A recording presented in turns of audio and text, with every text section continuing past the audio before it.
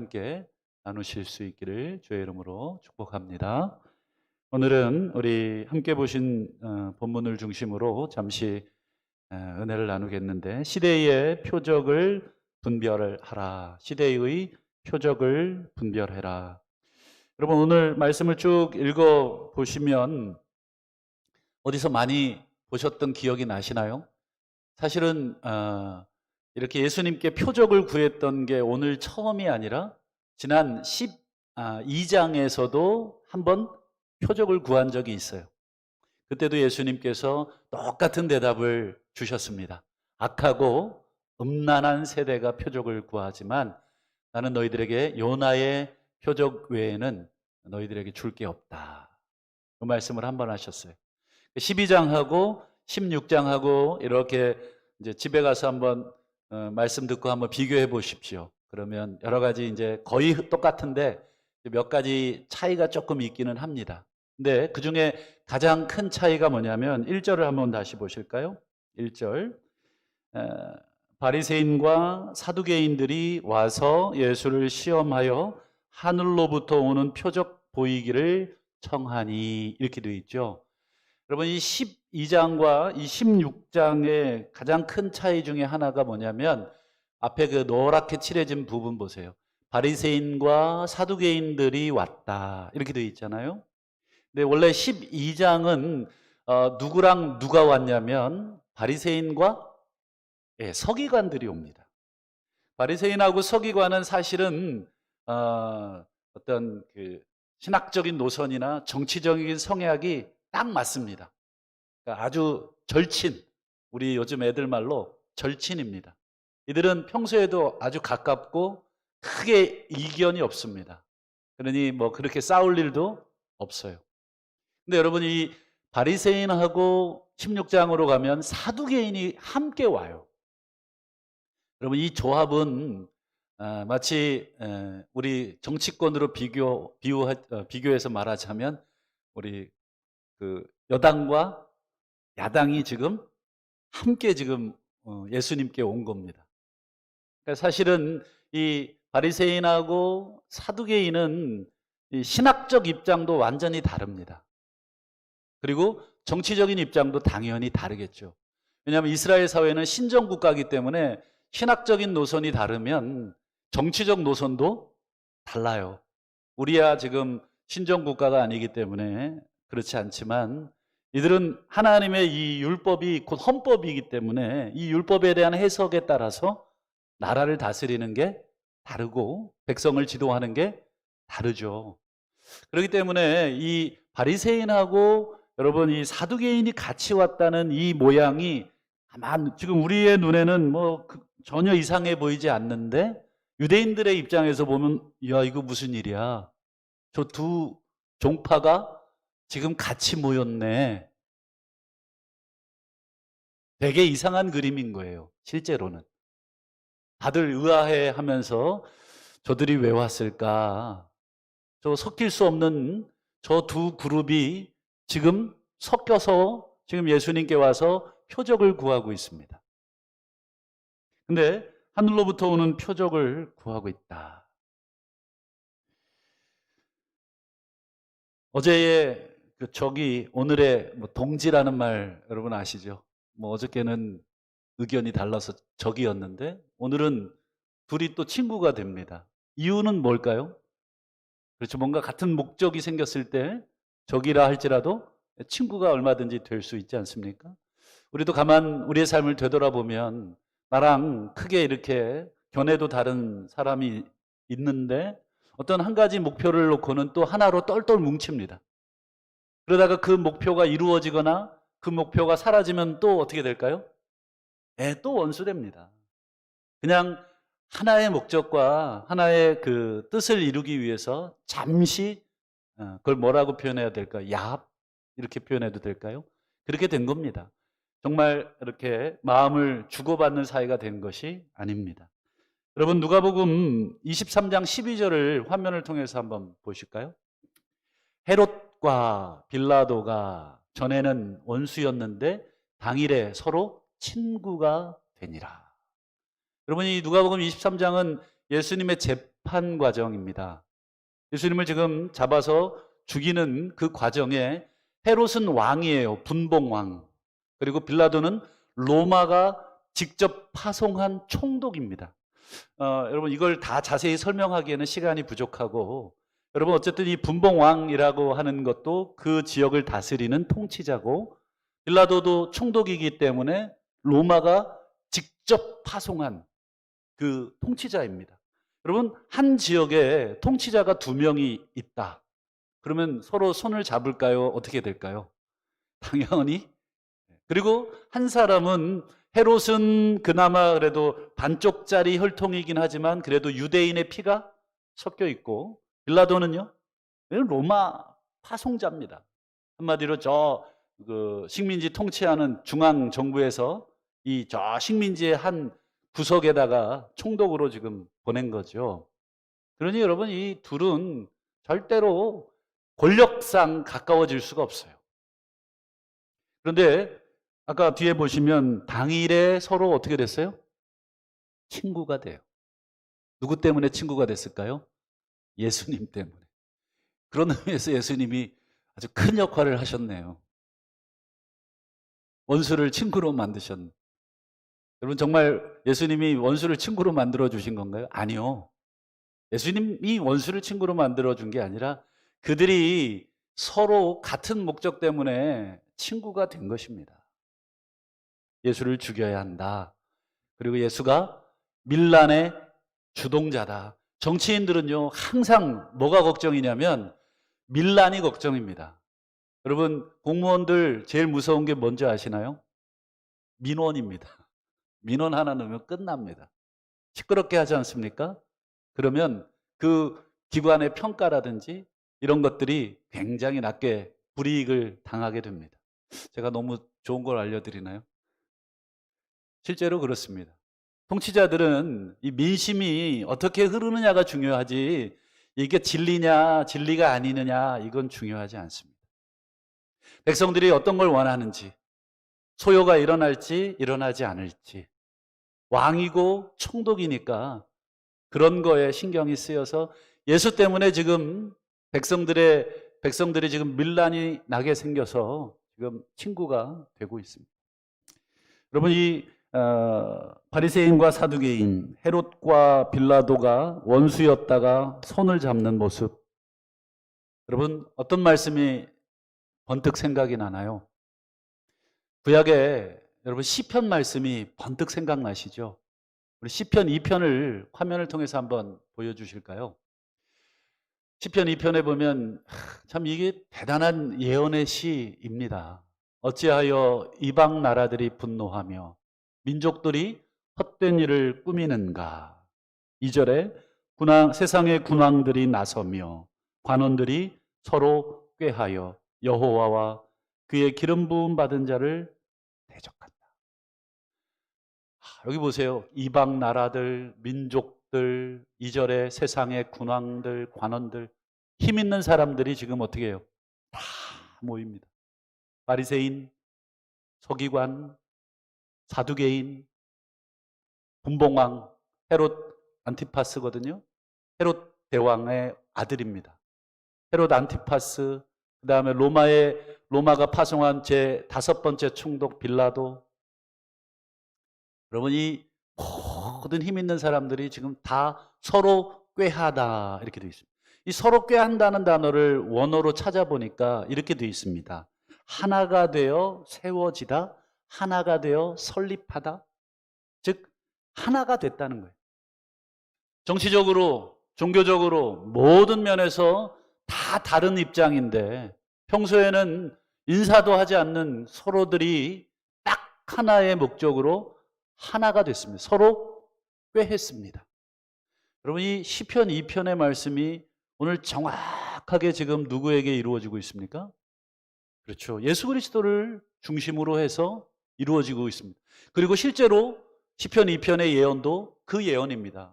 여호와와 그의 기름 부음 받은 자, 기름 부음 받은 자가 메시아입니다. 메시아를 여러분 기름 부음 받은 자, 우리가 그의 맨 것을 끊고 그의 결박을 벗자. 라고 하는 놀라운 음모들이 이 시편에 예고가 되어 있는데 오늘 또 그것이 이루어지고 있는 것을 보게 됩니다. 그러면 여러분 이 사두개인들과 그다음에 이 바리새인들이 왜 모여서 표적을 구했는가 한번 1절을 다시 한번 화면을 통해서 볼까요? 바리새인과 사두개인들이 왔죠. 그다음 보세요. 예수를 시험하여 하늘로부터 오는 표적을 구합니다. 그러니까 이 표적은 예수를 믿기 위한 표적이 아니라 예수를 시험해서 잡기 위한 표적을 구한 거예요. 우리도 왜 사람을 이렇게 어떤 사람을 잡으려고 할 때 이렇게 함정을 파가지고 잡지 않습니까? 이렇게 해서 이렇게 유인해가지고 그 말을 하도록 유인합니다. 그래서 이 안에는 뭐가 있어요? 녹음기가 있어요. 그래서 내가 원하는 말을 할 때까지 소위 유도신문을 싹 합니다. 마치 그럴듯한 질문을 던지면서 그래서 그 사람이 그렇지. 그런 한마디를 딱 그걸 뭐라고 해요? 악마의 편집. 악의적으로 딱 그 말 한마디를 딱 편집을 해서 딱 이렇게 세상에 퍼뜨립니다. 그러면 여러분 그게 사실이든 거짓이든 일단 뭐예요? 사람들 마음에 전파가 되면 그게 진리라고 믿겨집니다. 그게 사실이라고 믿는 거예요. 한번 사실이라고 하는 생각이 들어가면 다른 얘기들이 들어와도 도무지 믿을 수가 없습니다. 여러분 예수를 시험하기 위해서 왜 예수를 시험할까? 여러 가지 목적이 있지만 진짜냐 가짜냐를 판단하기 위한 시험이 아니라 이들은 예수를 죽이기 위한 시험입니다. 예수에게 죄목을 씌워서 어떻게든지 죽여야 된다는 그 목표로 예수를 시험하고 있는 거예요. 이미 민심은 다 넘어갔어요. 이미 민심은 예수에게로 다 넘어갔어요.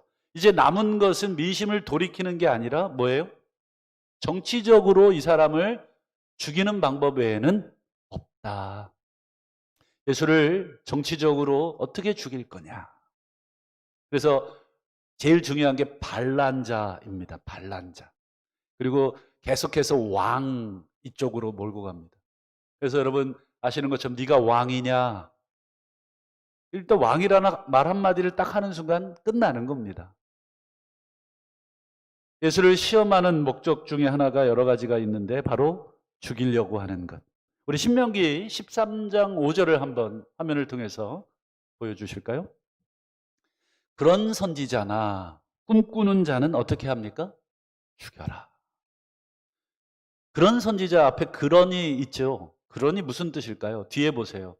너희의 하나님 여호와를 배반하게 하려 하며 너를 꿰어내려고 말하는 선지자.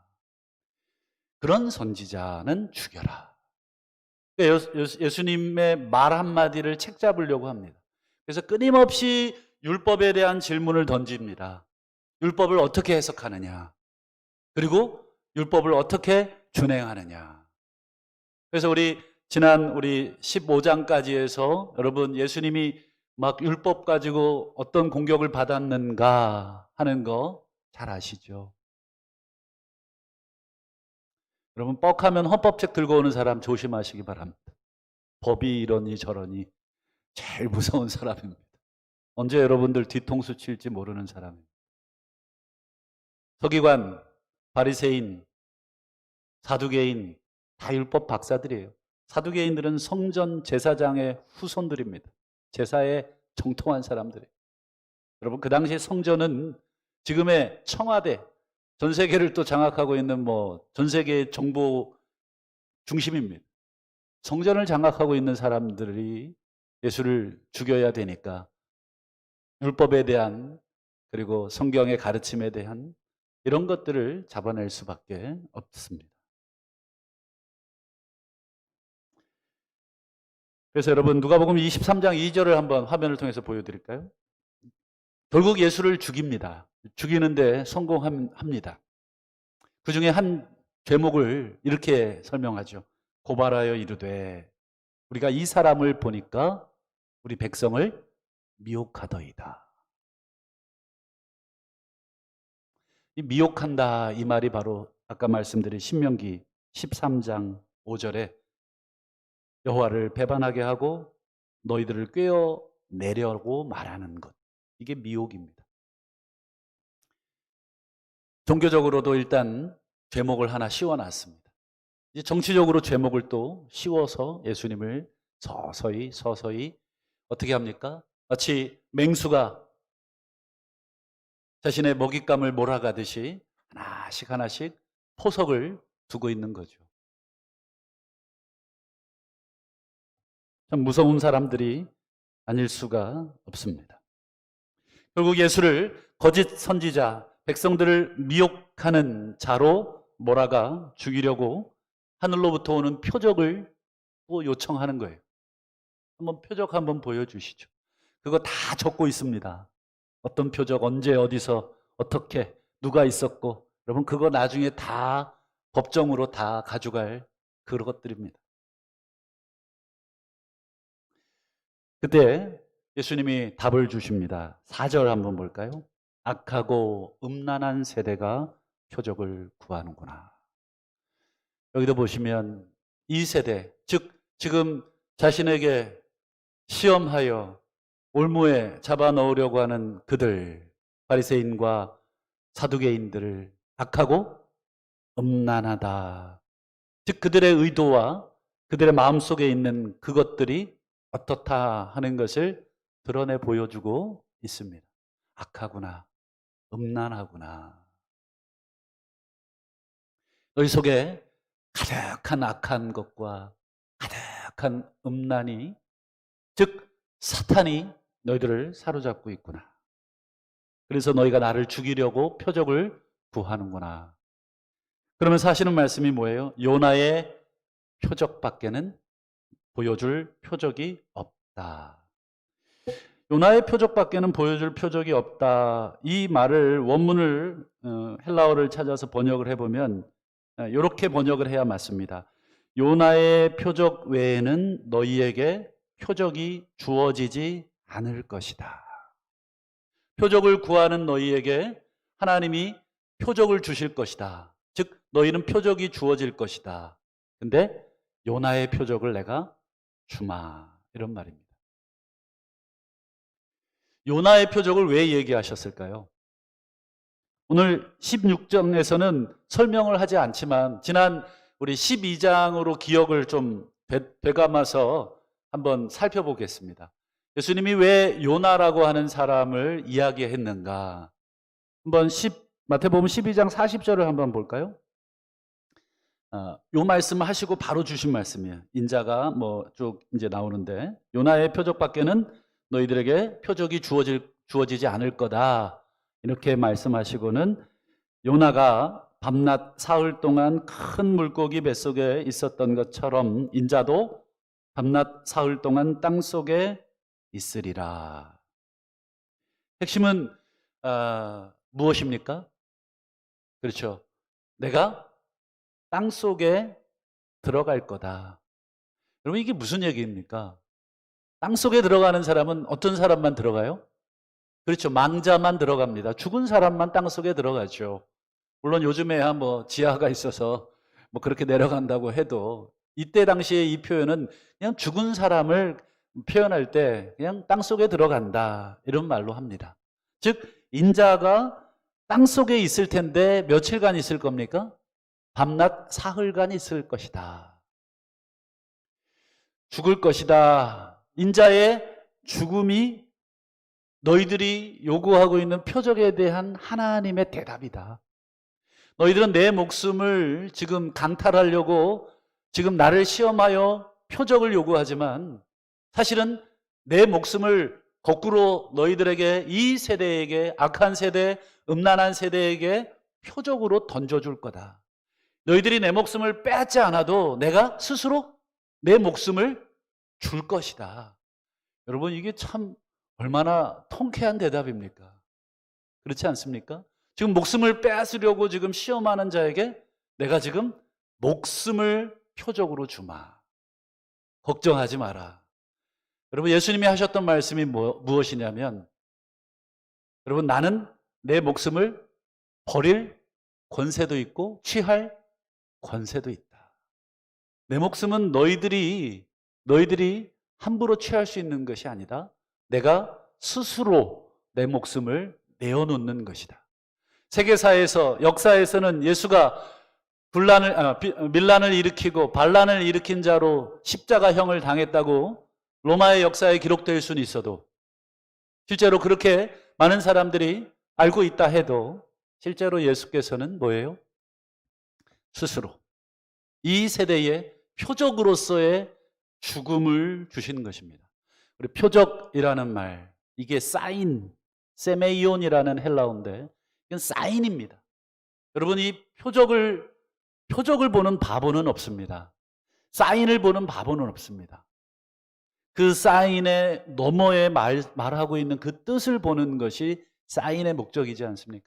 예수의 죽음이 우리 이 세대의 악한 세대, 음란한 자들에게, 악한 자들에게 주어지는 이 예수의 죽음이 어떤 의미의 표적인가? 여러분, 예수님이 십자가, 죽음, 그리고 부활, 이거를 우리가 줄여서 그리스도의 사건이라고 합니다. 이 예수 그리스도의 사건, 그리스도의 죽음, 그리스도의 이 부활, 이 표적이 오늘 이 세대에, 오늘 이 악한 우리에게, 그리고 이 세대에 주시는 그 의미가 무엇일까? 표적은 그 뒤에 담긴 의미를 모르면 아무 소용이 없지 않습니까? 하나님께서 이 세대가, 악한 세대가 요구하는 그 표적 앞에 주신 표적은 바로 십자가라고 하는 표적입니다. 2000년 전 이미 갈보리 언덕에서 하나님께서 이 십자가를 온 세상에 세우셨습니다. 아무도 그게 하나님의 사인이라는 것을 몰랐습니다. 오늘날에도 사실은 마찬가지죠. 오늘날에도 사람들이 예수의 십자가를 보면서 저게 하나님의 사인이라고 하는 것을 알 턱이 없습니다. 알 수가 없습니다. 오늘날 이 악하고 음란한 세대가 우리 교회를 향해, 우리 성도들을 향해서 사실은 이와 같은 요청을 끊임없이 하고 있습니다. 2000년 전 바리새인과 사두개인들이 전혀 섞일 수 없는 이 두 무리들이 지금 섞여서 예수를 죽이기 위해서 표적을 구하듯이 오늘날 이 세상도 교회를 잡아삼키려고 여러분 얼마나 많은 표적을 구하고 있는가 생각해 보면 사실 두렵기까지 합니다. 여러분, 그런 세상, 교회를 죽이려고 하는 세상, 예수 그리스도를 죽이려고 했던 그 당시의 권력들 앞에 예수가 주셨던 표적이 자신의 죽음이었다면, 오늘 예수를 믿고 예수를 따르는 우리들도 이 세상 앞에 우리가 줄 수 있는 표적은 무엇인가? 예수님이 우리에게 주셨던 표적과 다르지 않다 생각합니다. 그 표적은 역시 우리도 십자가, 죽음의 표적이리라 믿습니다. 여러분, 그것은 예수 믿으라는 전도, 예수 믿고 천국 가자는 그런 전도만을 의미합니까? 맞죠? 그래야 되죠. 십자가가 우리의 구원의 능력이라고, 하나님이 우리 세상에게 주신 당신의 표적이라고 우리가 증거해야 되죠. 그런데 우리는 거기서 멈춰서는 안 될 것입니다. 그것은 바로 예수님처럼 세상 앞에서 친히 죽어야 하는 것입니다.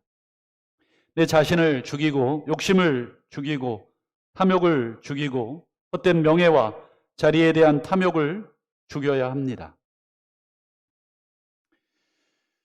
교회는 이 세상에서 권력을 잡으려는 모든 노력을 내려놓아야 합니다.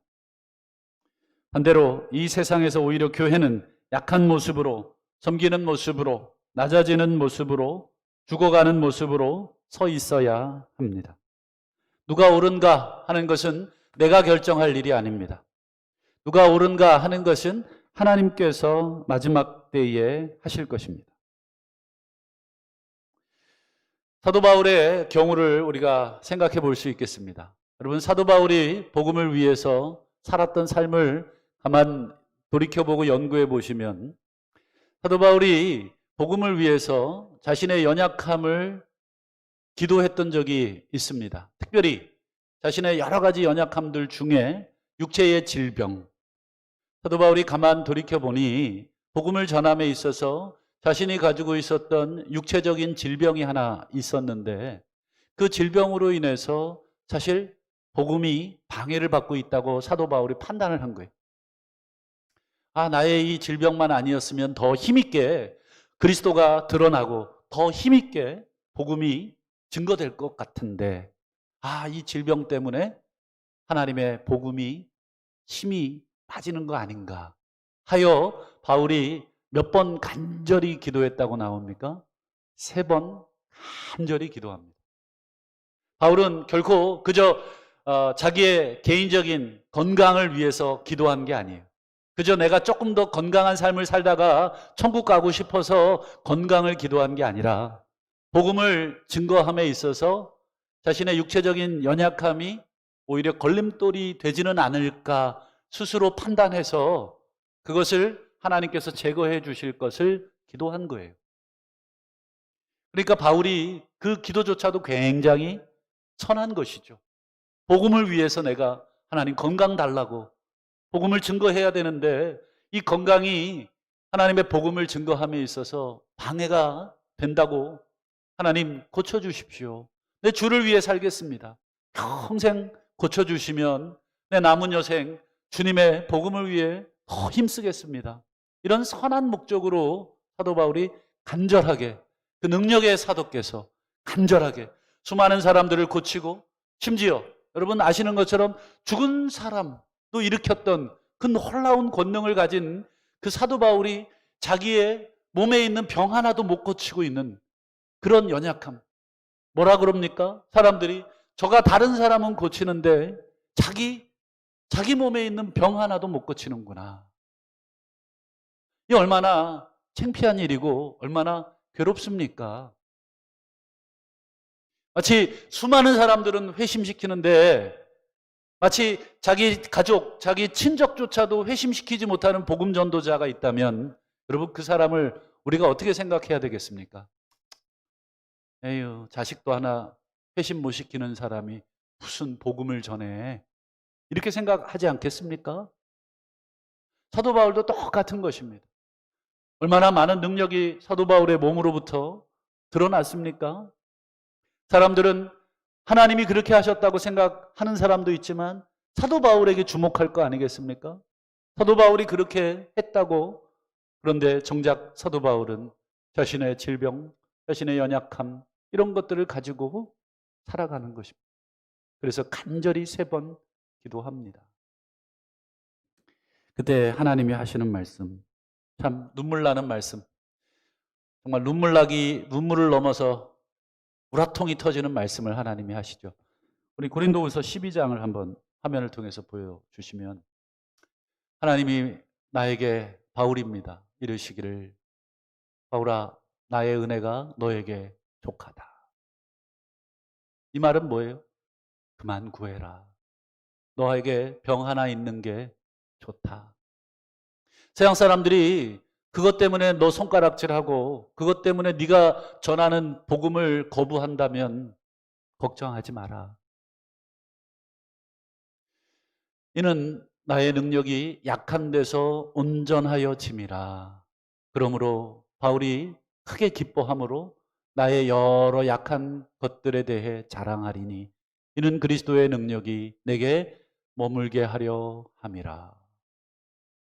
그러므로 내가 그리스도를 위해 약한 것, 능욕, 궁핍, 박해, 곤고를 기뻐하니 이는 내가 약할 그때의 강함이다. 여러분 여기서 보면 그리스도의 능력이 내 약한 그때에 있다.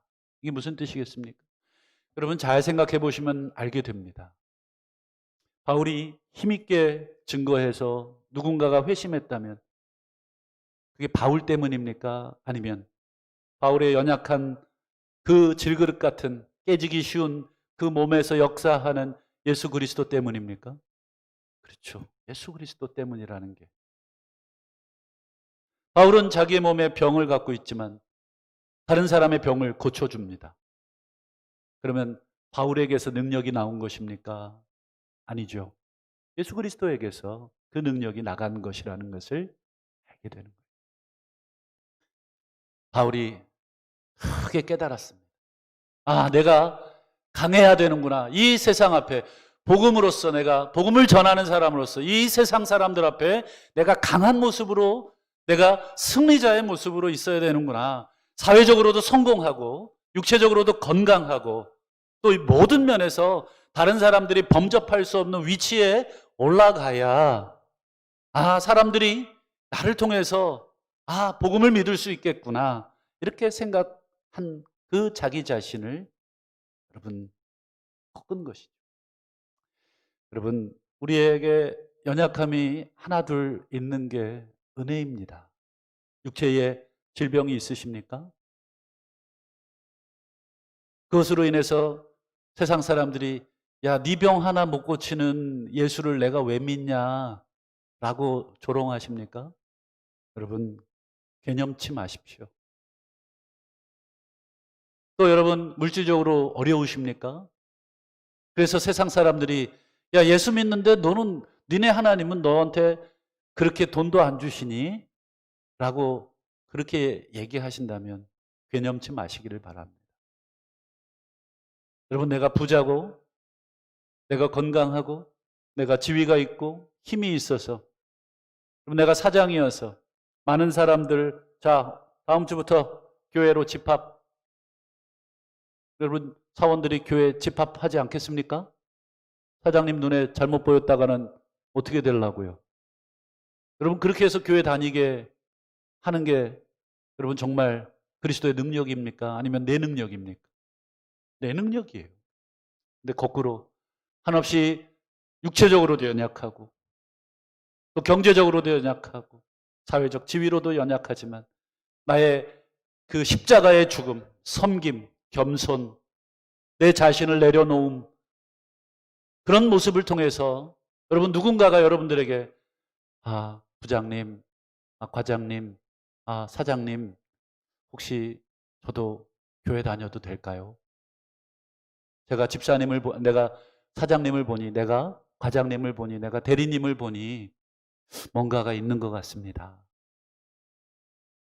제가 교회 다니는 거를 알게 됐는데 그렇게 해서 저도 가도 되겠습니까? 여러분, 사장으로서 힘이 있어서 100명을 전도하는 것보다 내가 연약할 때 1명을 전도하는 것, 그게 더 하나님이 영광 받으시는 것이다. 여러분, 요나의 표적밖에는 우리에게 주시지 않는다. 여러분, 하나님이 능력이 없으셔서 여러분, 우리 온 세상 사람들을 그냥 두시는가? 그렇지 않겠죠. 하나님 능력이 없어서 여러분 코로나19를 여러분 소멸시키지 않으십니까? 많은 해석들이 있겠지만 여러분 우리의 마음속에는 다시 한번 요나의 표적을 생각했으면 좋겠습니다. 주님께서 12영이 더 되는 천사들을 지금 명해서 지금 여기 있는 정말 애들 말로 참 가짜는 이 인간 군병들을 제거할 힘이 없으시는가? 아니요. 그렇지만 십자가로 죽으심으로 당신의 능력을 나타내 주신 것처럼 오늘 우리가 이 땅을 살아가는 동안에 어떻게 살아가야 할까? 참 우리에게 있는 힘을 빼는 것이 얼마나 어려운가 하는 것을 우리는 본성으로 잘 압니다. 우리는 조그만한 힘만 있어도 그 힘을 쓰고 싶어서 안달이죠. 어떻게든지 간에 그 힘을 사용해서 여러분 다른 사람을 누르고 억압하려고 하는 것이 우리의 연약한 본성입니다. 그러나 오늘 요나의 표적을 우리에게 주신다 하시는 그 말씀의 의미 다시 한번 생각해 보시고 약한 것과 능욕과 궁핍과 박해와 곤고를 여러분 원망하고 슬퍼하는 인생이 아니라 사도 바울처럼 기뻐한다. 오히려 그때에 내가 그런 처지에 놓여 있을 때에 그리스도께서 강하게 역사하시는 것이다. 그래서 내가 영광 받는 게 아니라 그리스도께서 하셨습니다. 하나님이 하셨습니다. 여러분 2020년 마지막 수요 예배를 드리시면서 그런 고백을 할 수 있다면 우리는 한 해 행복한 신앙을 살았다 생각합니다. 하나님이 하셨습니다. 우리 한번 속으로 한번 따라했으면 좋겠습니다. 하나님, 당신이 하셨습니다. 하나님, 당신이 모든 것을 하셨습니다. 내 인생의 여러 가지 상황, 내 인생의 여러 가지 나쁜 것들, 이 모든 것들 다 당신이 하셨습니다. 바라기는 2021년도 새롭게 다음 주에 우리 수요 예배를 드리시게 될 텐데 이 자리에 다시 한번 기쁨으로 올라와서 경배했으면 좋겠고 또 경배할 때에 정말 우리의 삶 속에 십자가의 삶, 요나의 표적과 같은 삶을 2021년도 어떻게 살아갈지 기도하면서 다시 한번 하나님이 주시고 하나님이 원하시는 삶의 모습들을 잘 살아내실 수 있기를 우리 구주 예수님의 이름으로 간절히 축원합니다. 아멘. 하나님 아버지